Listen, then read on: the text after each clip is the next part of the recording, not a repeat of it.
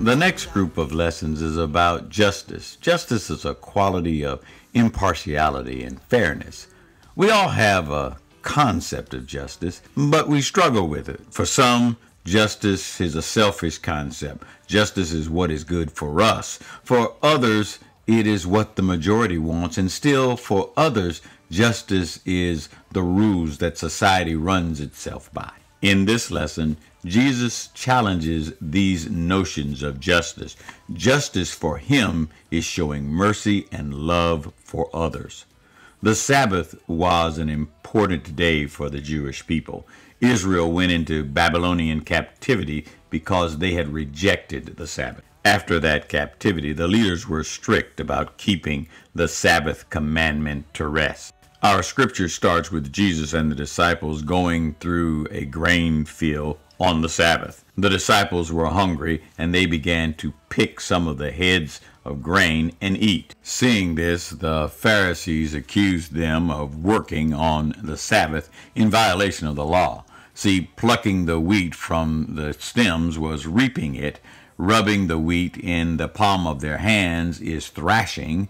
Blowing away the chaff is winnowing. In response to this legalistic interpretation of the law, Jesus cited 3 examples. First, he says, when David was hiding from Saul, he asked for bread, and the only bread available was the bread that was used in the tabernacle, a bread reserved for the priests.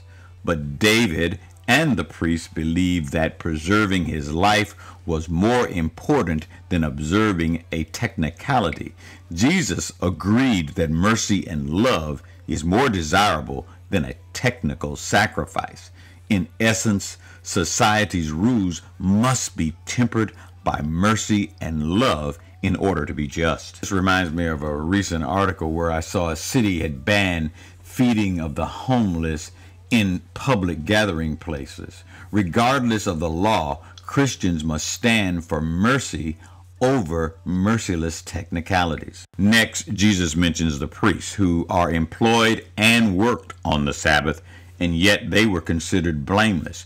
Jesus questions how it is fair for a special group to work on the Sabbath and not allow hungry people to get food so they can eat. As modern Christians, we cannot countenance rules that apply to some people but do not apply to all. The final example Jesus used was himself. Jesus is Lord of the Sabbath, saying, I tell you, something greater than the temple is here. In Mark's account of this event, Jesus states the Sabbath was made for man, not the reverse. The purpose of the Sabbath was to show love and mercy, giving laborers a day of mandatory rest. So mercy is wrapped up in the heart of the Sabbath law. The Pharisees had missed the point that God had designed mercy and compassion for his people, not a burden, even in the very law that they now tried to apply. As we are challenged to change to meet the needs of people who are in a different place in their spiritual journey, let's make sure that we focus not on form or custom, but on demonstrating the mercy and compassion that will draw men to Jesus. Jesus was not finished making his point. He enters into a synagogue down the road and sees a man with a deformed hand. Trying to trick him, the Pharisees asked Jesus whether it was legal to heal on the Sabbath. Now, notice one thing. There is no doubt that Jesus can heal.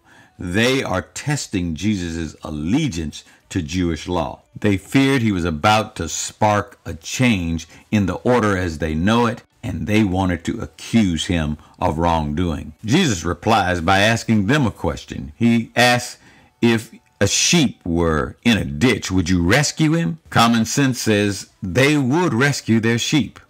A person is much more valuable than a sheep. In essence, Jesus is telling us society's laws, our customs, our traditions, our church polity and rules all must be tempered with love and mercy, with a focus on bringing people to God. With the courage to defy societal norms, Jesus told the man, "Stretch out your hand," and the man is healed.